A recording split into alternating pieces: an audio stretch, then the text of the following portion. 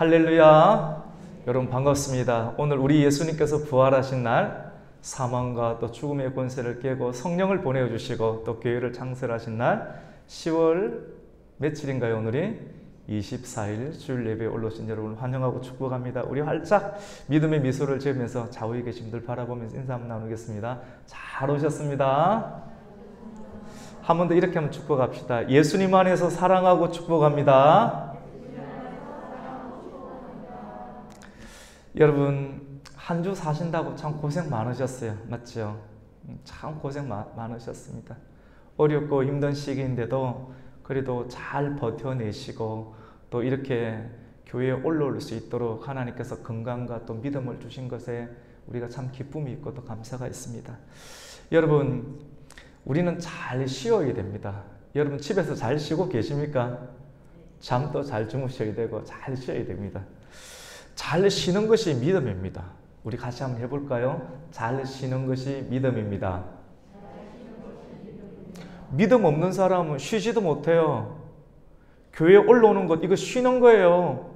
믿음이 있으니까, 하나님 주신 믿음이 있으니까 은혜를 받으려고, 이 자리에 가면 하나님의 은혜가 임한다는 믿음이 있으니까 오는 거예요. 믿음이 없으면 내 일을 해야 돼요. 공부해야 돼요. 내가 하고 싶은 것 해야 돼요. 하지만 하나님 이 세계를 뚫고 말씀 가운데 우리에게 주신 하나님의 은혜가 있는 주의를 또 기억해서 부모님을 통해서 주신 믿음, 또 누군가의 전도를 통해서 우리에게 주신 그 믿음을 통해서 이 자리 가운데 서 있는 겁니다. 가만히 있는 것처럼 보이지만도 이 쉬는 것, 말씀을 듣는 것도 쉬는 거예요. 그리고 기도하는 것 쉬는 거예요. 금식하는 거 쉬는 거예요. 일하는 거 아닙니다. 믿음이 있어야지만이 쉴 수가 있고 이 쉼을 통하여서 영적인 안식과 또 하나님 주시는 평강과 하나님 안에 있는 건강과 치유를 우리가 경험할 수가 있습니다. 쉼 없이 일하고 쉼 없이 공부하고 쉼 없이 내가 하고자 하는 일들, 쉼이 없이 안식일이 없이 주일이 없이 그렇게 사람이 살아가면 며칠은 견디지만 얼마 가지 못해서 탈진하고 쓰러지고 말게 됩니다. 정말로 중요한 신앙은 균형이 잡힌 신앙입니다.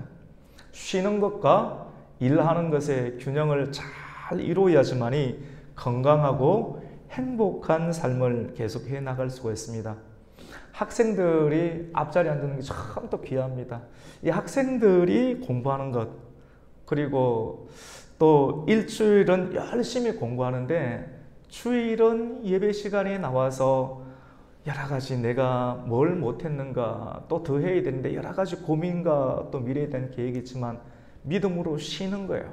다 염려와 걱정을 내려놓고 이 시간 하나님의 말씀을 듣는 것에 또 집중하는 것, 그동안 공부하는 것을 또 뇌에 저장할 수 있는 시간이 되기도 합니다. 여백이 있어야 됩니다. 사람이. 여백이 없는 사람은 너무 빠듯해요. 너무 열심히 일하는 사람 옆에 있으면 긴장이 돼요. 열심히 있는 것보다 더 중요한 것은 사람이 좀 스마트해야 돼요. 스마트하다고 하는 것은 열심히 있는 단계를 뛰어넘는, 열심히 백조가 이렇게 물 아래서 물갈퀴를 젓지만은 그 얼굴은 평안한 것처럼 그 평안을 유지하는 것.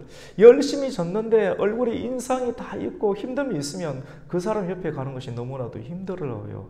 우리에게는 여백이 필요한데 예수님께서 여백이 있는 인생을 사셨습니다. 열심히 사역하시고 또 말씀 붙잡고 기도하시는 쉬는 시간을 잘 가지면서 온전한 조화와 균형을 이루시면서 하나님 나라가 어떻게 활동하는지를 우리에게 보여주시게 되었습니다. 여러분, 하나님이 이 세상을 만드는 원리, 그리고 이 세상 가운데 우리 하나님의 형상을 닮은 우리가 살아가는 원리, 이런 원리들을 어떻게 하면 잘 살 수 있는가? 정말로 마음의 평강을 깨지 아니하고 주신 복을 계속 소유하고 잃지 아니하면서 나아갈 수 있는가의 원리를 하나님은 성경 가운데 넣어 두셨습니다. 그래서 우리는 주일을 잘 쉬어야 됩니다. 주일을 쉬는 것, 지금 말씀을 잘 듣고 집중할 수 있는 것이 쉬는 겁니다. 이 머리 가운데 말씀을 들으면서 다른 생각, 마귀가 주는 생각, 하지 못한 생각을 하고 있으면 들으면 그것이 그런 멀티태스킹은 안 하셔도 돼요. 믿음이 없는 거예요. 온전한 믿음을 가지고 이 시간에 집중하면 나머지 시간을 하나님께서 해결해 주신다는 믿음이 있을 때 사람은 잘 쉬고, 잘 쉬는 사람이 또 공부도 잘하고 일도 잘하고 웃을 때 웃고 울 때 웃을 수 있는 정상적인 삶을 소유할 수가 있게 됩니다. 우리 같이 봅시다. 주일날 잘 쉬십시다. 이 영혼에, 육신에 잘 쉬는 것, 잘 쉬는 사람이 또 열심히 집중해서 더 큰 효과를 거둘 수 있게 됩니다. 그래서 우리가 주일날 교회에 와서 예배를 드리는 것이 내가 하나님께 뭔가를 해드린다라고 생각을 하기도 해요. 내가 하나님 많은 시간들 가운데 주일날 좋은 옷을 입고 마음을 갖추어서 하나님께 예배를 드려주지 않습니까? 라고 하는 생각을 가지기도 하지만도 사실은 하나님을 정말 알고 또 주님의 뜻을 만나게 되면 내가 주님께 행하는 것이 아니라 우리가 쉬는 거예요. 우리가 쉬고 주님께서 대신 일하시는 겁니다. 우리가 하나님의 일을 하지 않습니까? 우리가 하나님의 말씀을 붙잡고 기도하고 하나님께서 맡기신 일들 가운데 집중하면, 내가 하나님의 일을 하면 하나님께서 우리를 행해 주십니다. 안식일 날 우리에게 정말로 쉼을 주시는데 하나님께서 우리에게 주일을 거룩하게 하셔. 이 거룩이 과연 어떤 것인가? 이걸 평생을 알아가는 겁니다. 이 주님께서 말씀하신 것을 우리가 순종을 하게 되면 하나님이 안식일에, 하나님이 주일날 가운데 우리를 위해서 대신 일해 주시는 것을 경험하게 됩니다. 우리가 믿음을 가지고 우리의 생각과 우리의 마음과 우리의 행동을 참여하게 되지 않습니까? 하나님의 뜻 가운데 순종을 통해서 우리가 믿음으로 참여하게 되면 하나님의 살아계심과 하나님께서 책임져 주시는 것을 우리가 경험하게 됩니다. 그래서 우리가 주일의 개념을 내가 무언가를 해드린다라고 생각하기보다 하나님이 이 시간 일하시는 날이다. 우리 힘으로 일주일간을 6일 동안 살았지만도 내가 땀 흘리고 내가 말하고 내가 뛰어다니면서 내가 행한 일들로 인해서 행복을 더할 수가 없게 되는데, 내가 최선을 다했지만 나머지 주일을 하나님께 맡겨드리면서 말씀을 듣고 예배를 드릴 때 하나님께서 일하여 주시는 놀라운 은혜를 우리가 경험하게 됩니다. 예수님이 유대인의 명절날, 사람들은 명절날 이것저것 자기가 하고 싶은 하지만 유대인의 명절날을 안식일날, 오늘날로 한다라고 하면 주일날 가운데 성전이 있는 예루살렘으로 올라가셨습니다. 예수님은 바쁜 일정 가운데서도 안식일에 사람들 가운데 쉼을 얻지 못하는, 여러분 돈이 많이 벌고 내가 돈을 벌었는데 돈을 가지고 소비 생활을 한다고 영원히 쉼을 얻습니까? 이 세상의 구조는 내가 공부하고 좋은 직장에 가고 좋은 대학에 가고 좋은 결혼하고 좋은 집에 살면 거기 들어가면 쉼을 얻는다고 하는데, 그러한 형태로 영혼의 만족과 쉼이 얻어집니까? 내가 할 수 있는 것으로는 참된 쉼과 만족을 누릴 수가 없게 됩니다. 그래서 하나님께서 정하신 날, 하나님께서 정하신 장소, 정하신 시간에 하나님을 만나려고 하는 사람들이 하나님께로 달려오게 됩니다.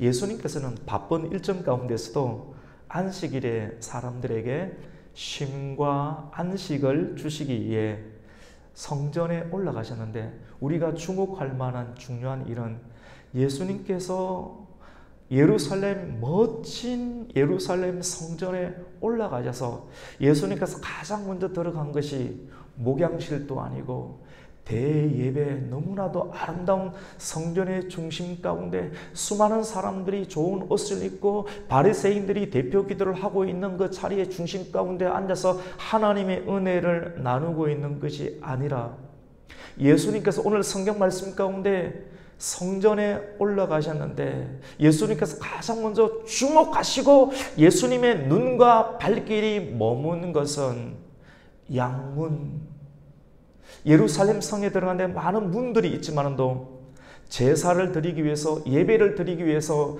양들을 데리고 들어가는 문, 양의 오물을 처리하기 위해서 양문 곁에 있는 베데스다 연못 주변에 양의 엉덩이를 씻고 그 오물들을 씻어내는 그 더러운 우물물이 있는 그 우물물 옆에 행각이 있었습니다. 오늘날로 한다고 하면 정자와 같고, 요즘 우리의 용어로 한다고 하면 파고라 알아요? 파고라? 아파트 근처에 있는 파고라, 이렇게 쉼터가 될 수 있는 그런 정자와 같은 행각에 5개의 그런 행각이 있었는데, 그 행각 주변으로 예수님은 가셨습니다. 그곳에 왜 가셨을까요? 많은 사람들이 있었습니다. 예수님은 사람들이 있는 곳에만 가셨습니까? 없는 곳에는 가지 않으셨습니까? 한 명이 모이면 가지 아니하고 10명이 모이고 1000명이 모이면 예수님은 가셨습니까? 아닙니다. 예수님은 1000명이 모이는 곳에도 가셨지만도 한 명이 모이는 곳에도 가셔서 예배를 드리시고 치유하시고 하나님 나라를 전파하심으로 그 안에 묶여있는 것으로 인하여서 고통당하고 쉼을 얻지 못하는 영혼을 자유케 하시고 풀어주시고 안식을 주시는 하나님의 역사를 우리는 성경을 통해서 보게 됩니다. 주님의 시선은 성전의 화려하고 아름다운 예배 초소가 아닌 베데스다 연못이라고 하는 병든 사람들이 즐비하게 누워있는 초라한 장소였습니다.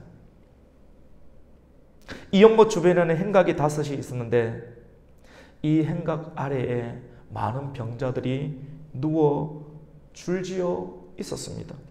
여러분, 왜 많은 사람들이 성전 양문 곁 베데스다 연못 행각에 줄지어서 늘어져서 수많은 사람들이 이 자리 가운데 오게 되었습니까? 베데스다에 모인 사람들은 소문을 듣고 온 것입니다. 진리 때문에 온 것이 아니라 진리처럼 보이는 소문을 듣고 성전에 들어갔지만 성전 중심 가운데 들어가지도 못하고, 정상적인 사람은 들어가서 예배를 드리지요. 다리 저는 사람, 앞 못 보는 사람, 세상에서 천대받고 멸시받는 수많은 사람들은 좋은 자리에 앉지도 못합니다. 양의 오물들을 씻는 더러운 장소처럼 보이는 그런 말구유보다 더한 그러한 장소 속에서 수많은 사람들이 소문을 듣고 그 자리 가운데 모이게 됩니다. 성경은 그 자리 가운데 모인 사람을 병자라고 합니다.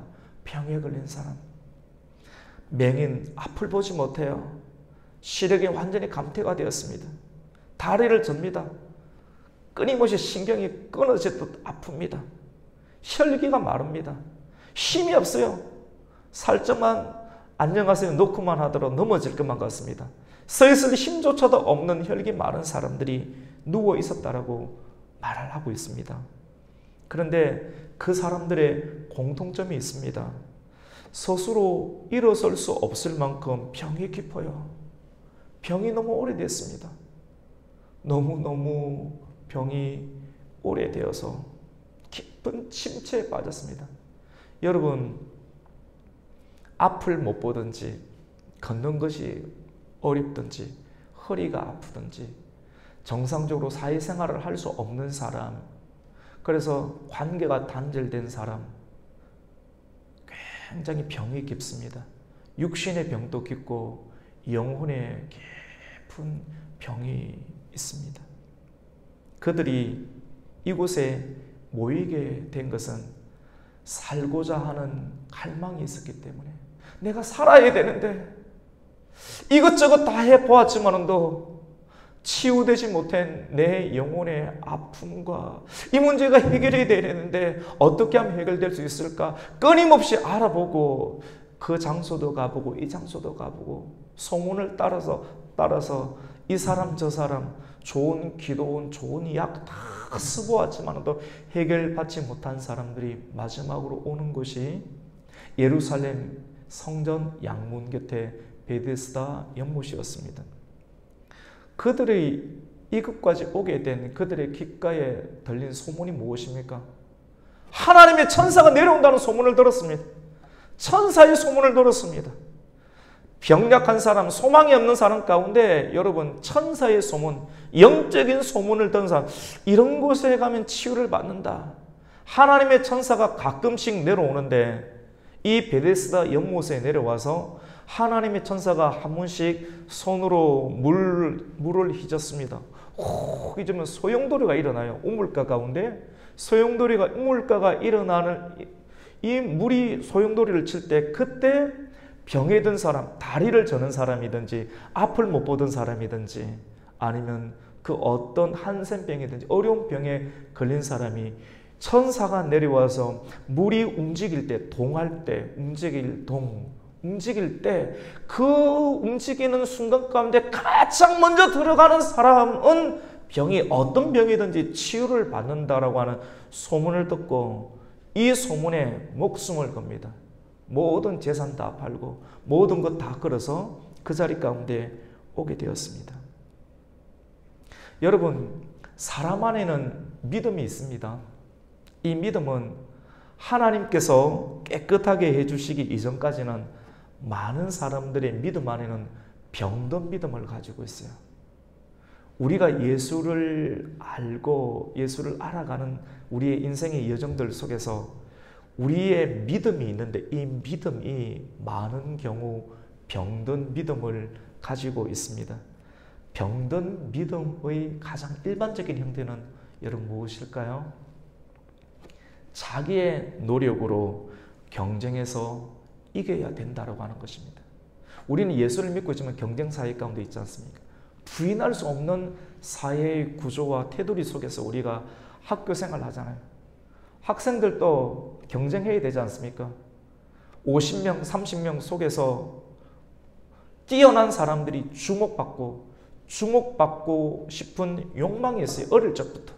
유치원에 가고 어린이집에 가고 초등학교 가고 선생님, 학생, 칭찬, 공부를 잘하는 것으로 칭찬을 해줍니다. 1등하면 특별 대우했습니다.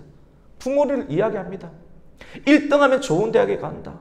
좋은 대학에 가야지 성공할 수 있다. 성공해야지 성공이 무엇인가 생각합니다. 공부, 성공. 정말 성공하고 1등하면 정말 행복해집니까?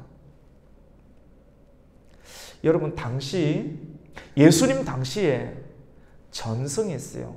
흘러다니는 여러 가지 소문과 전성이 있는데 그 전성에 의하면 신전 옆에 있는 연못에 가면 로마가 다스리던 시대였는데 로마 제국안에 돌아다니는 그런 전설과 같은 그런 소식이 뭐냐면 각 나라 가운데는 신전이 있습니다. 신전인데 신전 옆에 우물이 있어요. 불교에도 절에 가도 다 우물이 있습니다. 캐톨릭에 가도 우물이 있습니다. 교회 가도 우물이 있습니다. 어떤 종교적인 형태에도 우물가가 있는데 그 우물에 가면 병이 치유가 된다라고 하는 그러한 전성이 있습니다. 로마 시대 큰 가운데 퍼지게 되었죠. 예수님이 계시던 예루살렘 또한 로마의 통치 가운데 있었기 때문에 이러한 소문은 예루살렘 안에 있는 수많은 병자들, 이 세상에는 다 병자가 있지 않습니까? 교통사고가 나고 유전에 의해서 걷지도 못하고 뛰지도 못하고 외적인 질병과 내적인 질병들을 공유한 사람들이 끊임없이 살아가고 건강한 사람들, 비건강한 사람들이 분류 속에서 학대받고 뛰어나고 다스리고 지배하는 계급들이 끊임없이 만들어지게 됩니다. 여러분, 혈기 마른 사람들, 병자들이 신전 연못으로 모이게 되었습니다. 이것이 종교인 것 같아요. 종교. 왜 종교가 생깁니까? 두려움을 극복하기 위해서 종교는 만들어집니다. 두려움 때문에 사람 안에는 두려움이 있어요. 우리가 열심과 노력은 다 하지만도 이 두려움의 문제를 우리가 극복할 수가 없기 때문에 신앙이라는 부분들이 만들어지게 됩니다. 소문은 종교의 힘을 타고 전 세계를 돌아다니게 됩니다. 여러분, 대구에 가면, 제가 이전에 대구에 있었어요. 대구에 가면 팔공산이라고 있습니다. 그 신라시대 유명한 그런 전쟁 유적지로 유명한 팔공산이라고 있는데, 팔공산 그 꼭대기에 가면 그 갓바위라고 있습니다. 여러분 혹시 들어보셨습니까? 갓바위. 사람들이 엄청 올라갑니다. 왜냐? 갓바위에 가서 기도하면 기도 효용이 있다고 생각하는 거예요. 그것이 예수님의 이름으로 하든지 불교의 부처님의 이름으로 하든지 기도하면 효험이 있다. 내가 불공을 드리고 내가 계단을 올라가고 내가 정성을 다해서 빌고 기도하면 이 신이 알고 문제를 해결해 준다라고 하는 소문이 있으니까 예나 지금이나. 근데 여러분 4차 산업혁명의 시대, 인공지능 AI가 첨단으로 이게 개발되는 오늘날 시대일수록 이런 무당 또는 무속신앙이 없을 것 같죠? 오히려 더 팽배합니다. 정치계도 마찬가지입니다. 대통령 후보, 국회의원 점점 시기가 가까울수록 사람들이 신앙을 무너뜨려버리고 어디 가는지 아십니까? 미아리 고개에 가서 무당에게 돈을 주고 과연 내가 될 것인가? 이런 일들이 점점 더 많아지는 이유가 왜 그런지 아십니까? 마음 가운데 있는 두려움의 문제를 해결할 수 없기 때문에, 불안하기 때문에 이런 일들이 일어나게 됩니다. 여러분, 복이 뭘까요? 이런 걸 두고 기복이라 하지 않습니까? 복이 뭘까요? 우리가 처해 있는 상황보다 더 좋은, 나은 상황으로 바뀌는 것이 복입니다. 기복신앙 그 자체, 사실 하나님을 믿으면 하나님께서 이 땅에서도 복을 주긴 주십니다. 그런데 기복신앙만 쫓아가는 것이 문제라고 하는 겁니다. 하나님 잘 믿으면 하나님께서도 우리 가정 가운데, 우리 성도들의 가정과 행하는 일들 가운데 복을 주실 줄로 믿습니다. 저도 그 복을 믿습니다. 근데 그 복만을 믿게 되면, 그런 복이 없으면 예수님 안 믿을 건가요? 기복신앙만 쫓아가는 것이 문제라고 하는 것이죠. 보지 못하는 사람에게 있어서 복은 보는 것입니다. 몸 안에 질병이 있는 사람에게 있어서 복은 질병이 해결되고 치유받는 것입니다. 마음에 쓰라린 아픔이 있어요. 내가 원하든 원하지 아니하든 충격을 받았어요. 자동차 사고가 났습니다. 원하든 원하지 아니하든.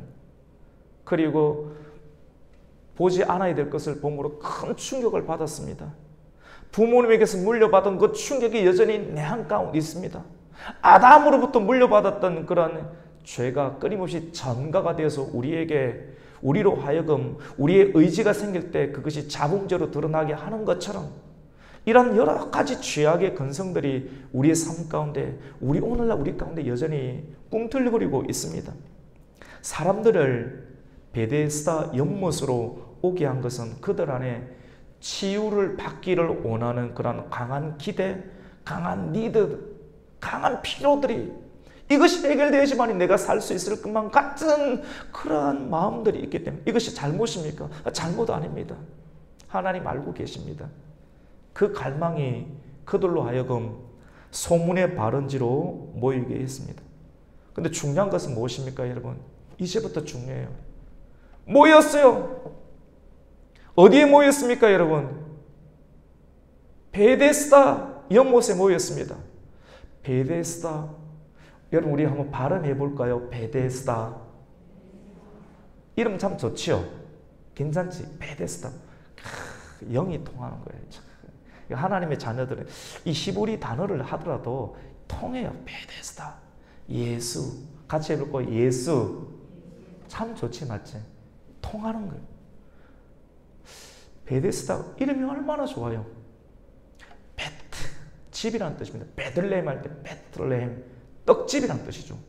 생명의 떡이 있어야 되는 거, 떡이 있는, 교회는 떡집이거든요. 생명의 떡이 있어야 돼요. 말씀의 떡이 있어야 돼요. 여러분 왜 옵니까? 떡 먹으러 오는 겁니다. 생명의 떡, 말씀의 떡, 이 말씀을 듣고 있느냐면 쉬면서 아무것도 안 하고, 내 가고 싶은 거 아니고 주일날 하나님 전에 나와서 정한 시간에 나와서 가만히 듣는 거예요. 온전히 집중을 믿음으로 듣는 거예요. 다른 생각, 사단이 주는 생각 가운데 사단 떠나가라. 믿음으로 난 말씀을 듣겠다 선포하면서 이 성경을 오르는 겁니다. 그 말씀을 10분, 20분 듣고 있으면 그 떡을 좀 먹는 거예요. 내 영이 먹어요. 사람은 영이 있습니다. 육신뿐만 아니라 집에서 먹는 밥뿐만 아니라 영의 양식, 생명의 떡을 먹는 거예요. 뱃. 그 다음에 헤세드. 헤세드는 말은 사랑이라는 뜻입니다. 자비. 베트는 집입니다. 베데스다는 베트, 집, 헤세드, 사랑. 무슨 말입니까? 자비의 집, 사랑의 집, 은혜의 집이란 사랑과 자비와 은혜가 넘쳐야 될 그 베데스다 자비의 집 안에 모이기는 자비를 원해서 사랑을 원해서 은혜를 원해서 이 베데스다에 모였는데 베데스다 연못에서 이루어지는 통치의 방식이 뭔지 아십니까? 치유와 문제 해결을 얻는 방식이 어떤 방식인지 아십니까? 완전 오징어 게임입니다. 무슨 말입니까? 1등 해야 된다는 겁니다. 은혜를 받는데 병든 사람, 앞을 보지 못하는 사람, 누워있는 사람, 연못에 신하처럼 보이는 천사가 내려와서 물이 동할 때 가장 먼저 이 물에 들어가는 1등만이 치유가 받는다. 여러분 이게 뭡니까?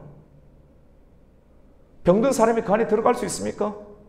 1등으로 들어갈 수 있습니까? 누가 1등으로 들어갈 수 있습니까?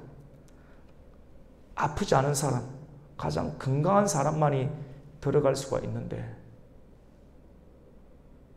정말 아픈 사람, 힘든 사람에게는 전혀 은혜가 나타나지 않는 1등 하기 위해서 가장 먼저 들어가기 위해서 같이 늘어져 있는 그 사람이 나의 이웃인데 그 이웃을 제치고 때로는 팔꿈치로 밀면서 물이 동했다는 소식이 들릴 때 어떤 방법이든지 간에 내가 그 안에 들어가 이제 살아간다라고 하는 은혜의 집안에 은혜가 미치지 않는 이것이 은혜입니까? 이것이 진리입니까? 이것이 사랑입니까?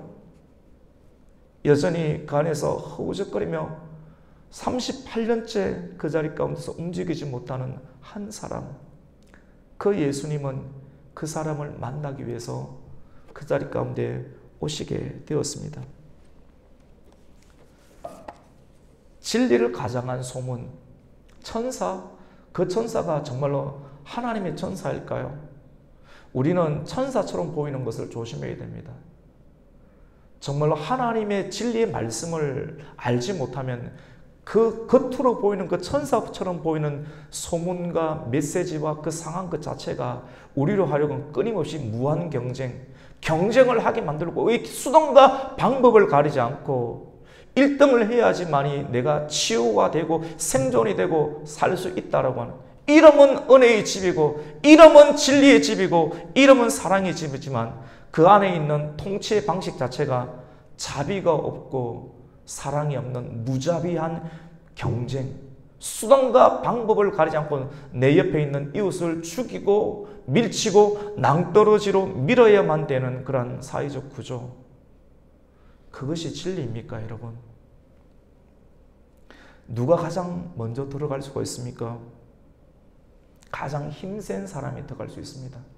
그리고 그 연못 가운데 가장 가까이 자리를 두고 있는 사람, 공평하게 자리를 두겠습니까? 이런 원리가 있으면 가장 힘세고 세상에서 힘센 사람은 못된 사람입니다. 힘세고 악한 사람이 그 자리를 점령하고 있지 않겠습니까? 은혜의 집이라는 이름을 가지고 있지만도 악이 함께 공존하는 시대 상황, 걷지 못하고 뛰지 못하고 기력이 없는 사람은 결코 회복될 수 없는 자리가 바로 베데스다 연못입니다. 여러분, 이것이 진리라고 하면 달리기 잘해야 됩니다. 다리 아프면 안 됩니다. 눈도 아프면 안 됩니다. 이 소문이 정말로 진리라고 하면 학생들 무조건 1등 해야 됩니다. 1등 하지 못하고 2등, 3등 하면 사람 아닌 것입니다. 다 없어져야 되는 것입니다. 수단과 방법 가리지 않는 것, 여러분 수단과 방법을 가리지 않는 것 굉장히 무자비한 형태거든요. 수단과 방법.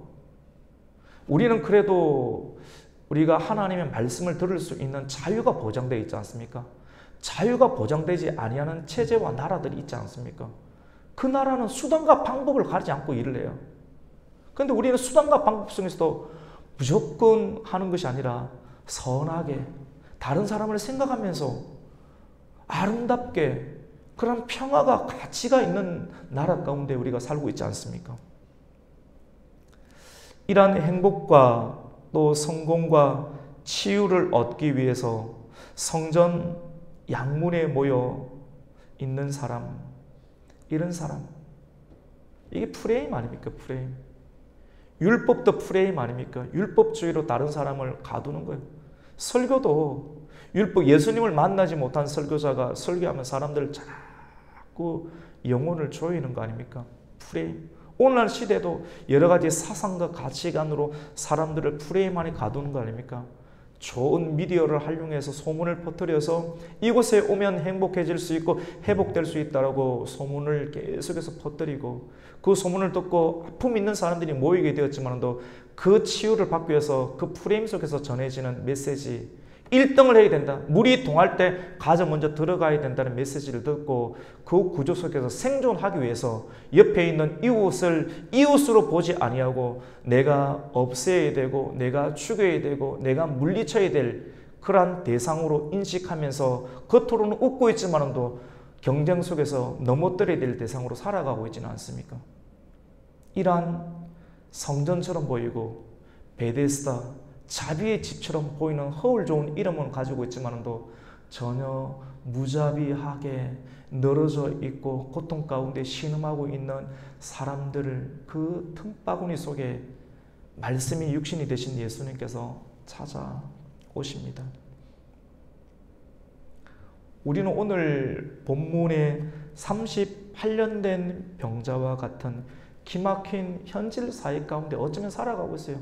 어릴 적부터, 유치원 때부터, 어린이집 때부터, 아니 신생아 때부터, 이 세상에 태어나는 순간부터 그것이 우리가 적응해야 될 그런 시대이기도 합니다.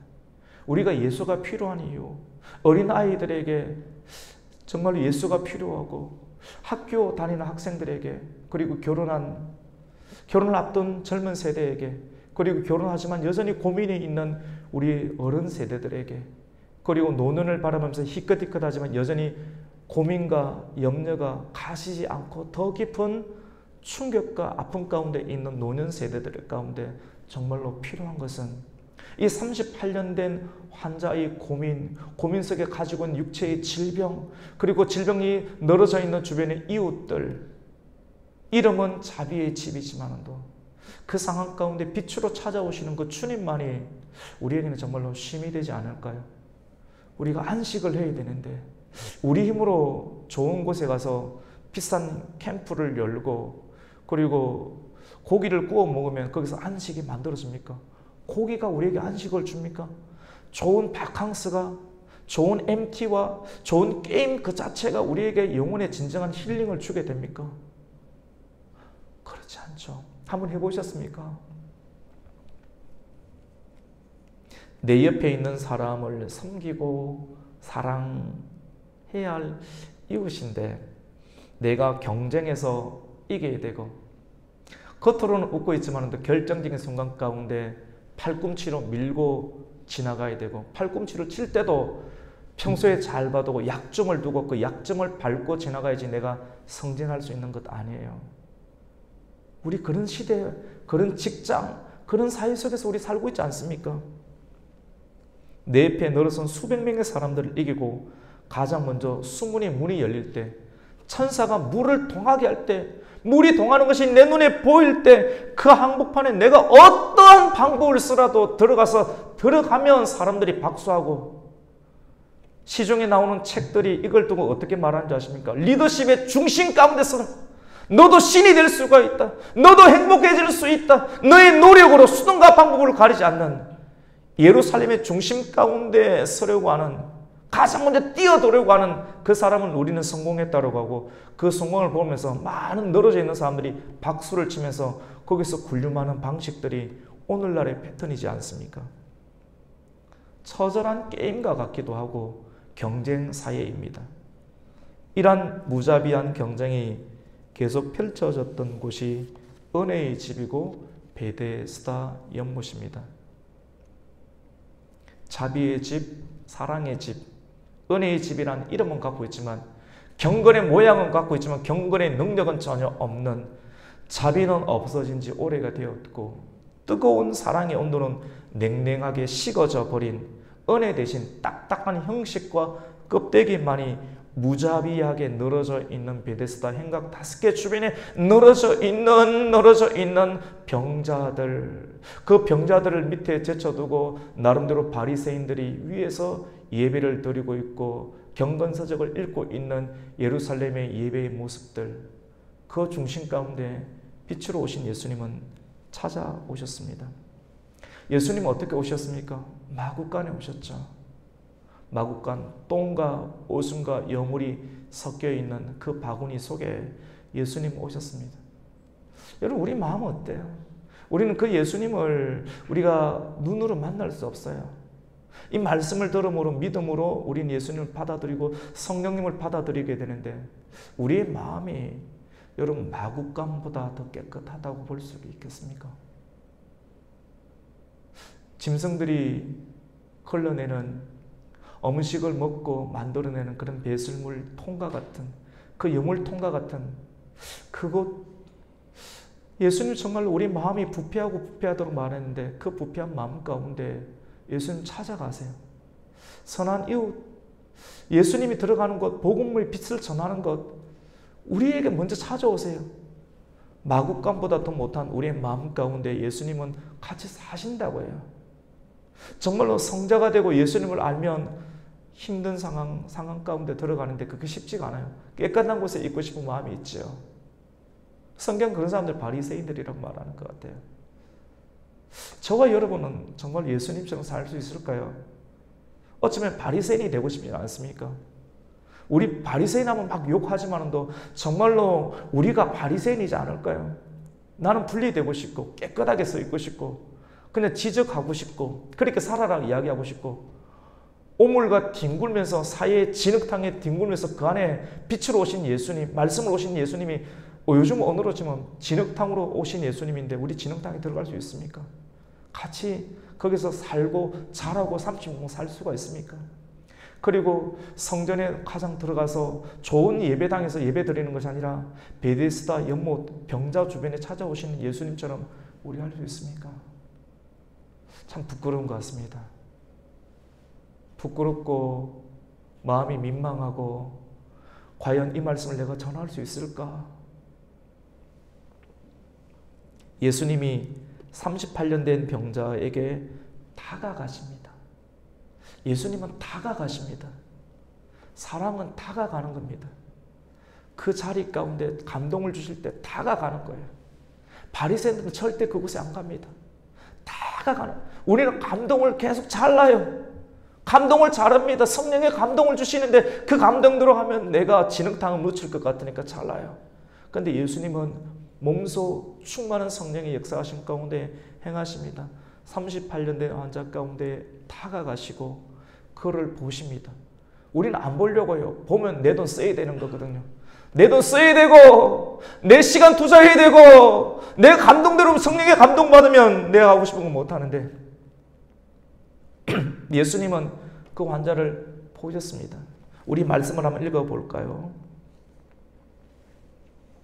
우리 5절, 6절 말씀, 6절 말씀을 함께 읽겠습니다. 6절을 읽습니다. 시작.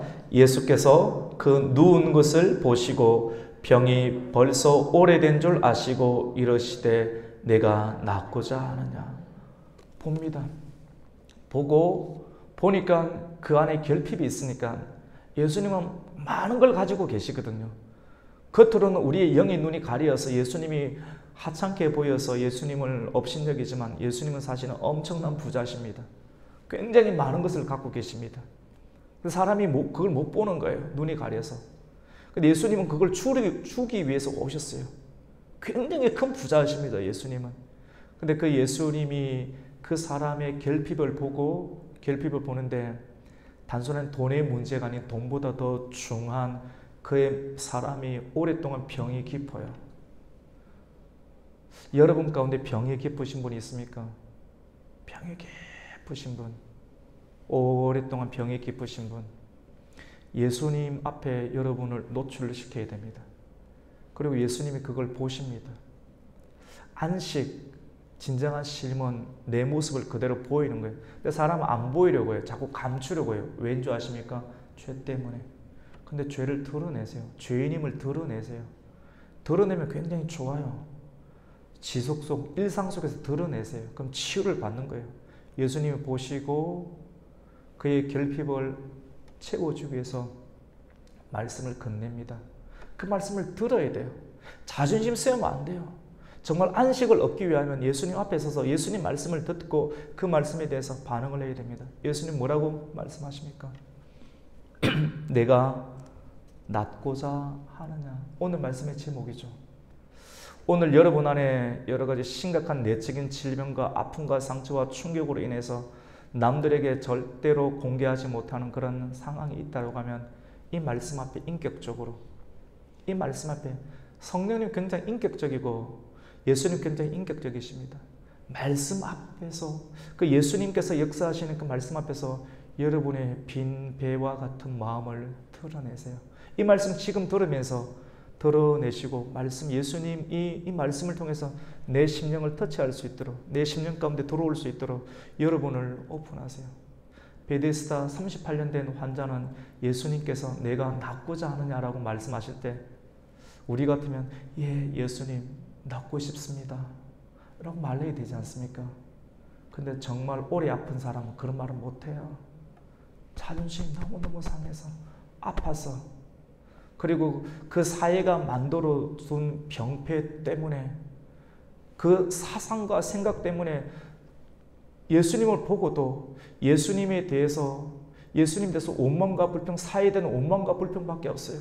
내가 이렇게 된 것이 이것 때문에 이렇게 되었다라고 원망하고 불평하고 내가 넣어주는 사람만 있어도 벌써 치유를 받았을 텐데 넣어주는 사람이 없어서 내 주변의 환경을 탓하면서 넣어주지 못한 내 마땅히 가장 내가 넣어줄 수 있는 그 가까이 있는 사람이 없었기 때문에 라고 불평하면서 예수님께 원망합니다. 병이 깊은 거예요. 그리고 그 말이 무슨 말입니까? 예수님, 나를 좀 도와주세요. 여러분, 오늘 메시지는 엄청난 충격입니다, 사실은. 예수님을 도와주는 대상으로 믿음을 가지고, 병든 믿음을 가지고 있어요. 예수님 도와주세요. 사실은 이 기도를 하셔도 되는데, 진짜 주권을 하나님께 드리는 기도에 도와주시면 괜찮지만도, 나도 어느 정도 하고 내가 하는 방향으로 예수님 도와달라고 하는 기도를 합니다. 나를 저 물가에 넣어주는 사람이 없었기 때문에 내가 1등을 하지 못했는데 예수님이 능력 있는 분이라면 내가 원하는 뜻대로 내가 원하는 방향대로 당신이 나를 도와달라고 예수님은 그렇게 취급을 합니다. 병든 믿음입니다. 우리 안에 병든 믿음이 있지 않나요? 오늘날 한국교회 그리스도인 가운데 직분은 갖고 있어도 오래 신앙생활을 하더라도 이런 병든 믿음 가운데 여전히 노출되어 있는 사람들이 얼마나 많이 있을까요? 저는 어제 이 말씀을 준비하면서 충격을 받았습니다. 병든 믿음 있지 않는가?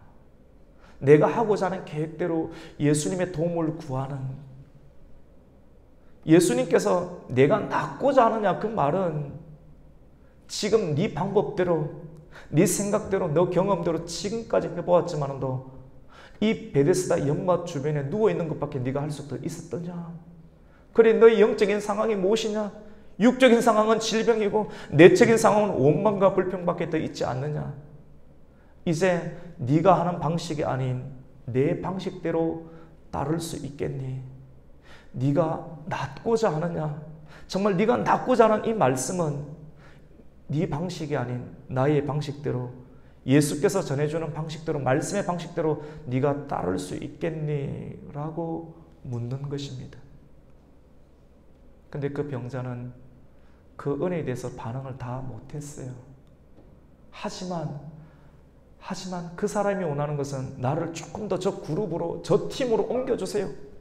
저 상가로 옮겨주세요. 저 자리에 가야지 교회가 잘 됩니다. 교회 건물이 크게 지어야지 사람이 옵니다. 이런 생각으로 목회하고 있어요. 이런 생각으로 장사하고 있어요. 이런 생각으로 공부하고 있습니다. 예수 믿으면서 이런 생각이 있다라면 그것이 맞습니까? 오늘 메시지는 엄청난 충격을 우리에게 줍니다. 내가 원하는 방법으로 예수님을 끌어들이려고 하는 그러한 병든 믿음. 주님은 그런 사람과 대화를 나누시고 어느 정도의 대화를 나누시고 더 이상 대화하지 않으시고 예수님은 선포하십니다. 대화가 긴다고 좋은 것 아닙니다. 하나님은 선포하십니다. 뭐라고 선포하십니까? 하나님이 하나님 되심을 선포하십니다. 우리 8절 말씀 우리가 한번 읽겠습니다. 시작. 예수께서 이르시되 일어나 내 자리를 들고 걸어가라 하시니. 예수님이 일어나 내 자리를 들고 걸어가라. 이게 무슨 말이냐면 여러분, 자기가 원하는 것은 저 자리로 옮겨가고 싶어요. 저 대학에 가고 싶어요. 저 자리에서 내 가게를 오픈하고 싶어요. 그런데 그래 1등 할 수 없잖아요. 수단과 방법이 우리에게는 다 없지 않습니까? 예수님은 아니야, 그렇게 하지 않아도 괜찮아. 지금 네가 있는 그 자리, 질병이 있고 실패가 있고 좌절하고 엉망투성이 같은 이 자리 가운데 나를 영접하면 네가 일어설 수 있어. 내 말을 들어보렴. 예수 이름으로 명하노니 자리를 들고 일어나 가라.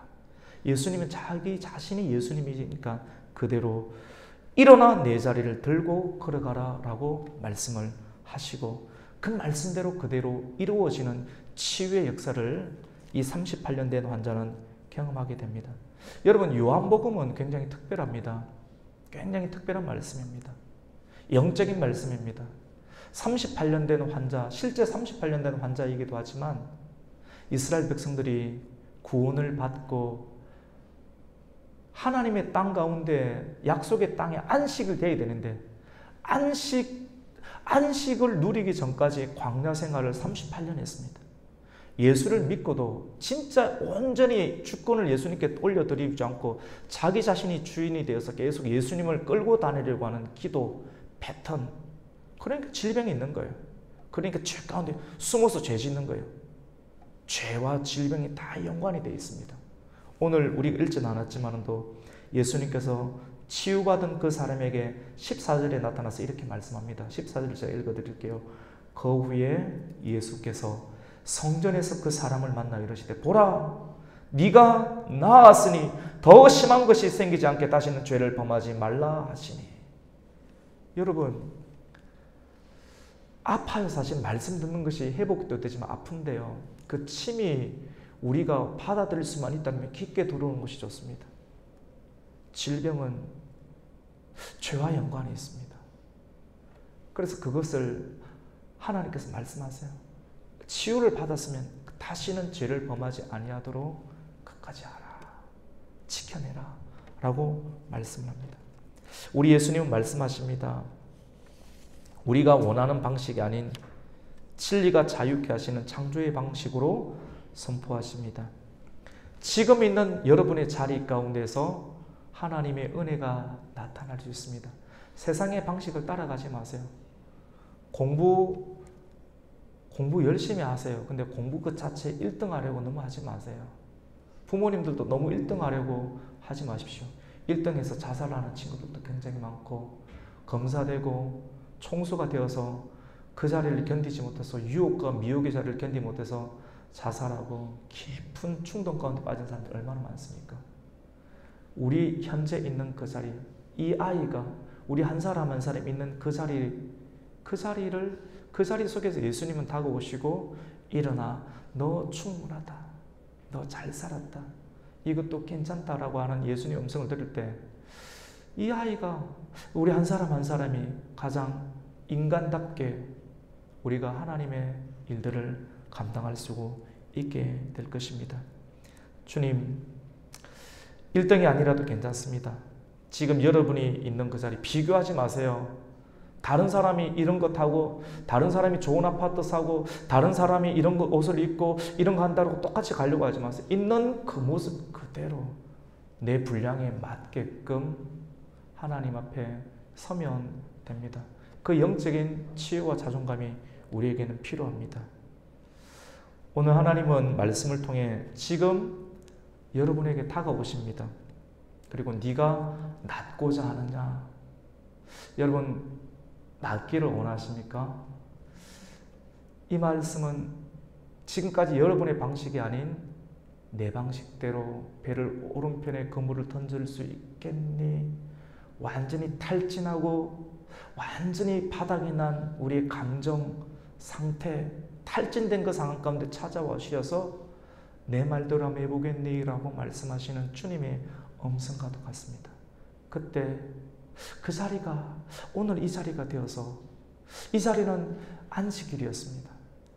우리가 쉬고 탈진되어 있는 상황 가운데 교회에 올라왔고, 그리고 주님께서 말씀하셔서 주님 일하고 계세요.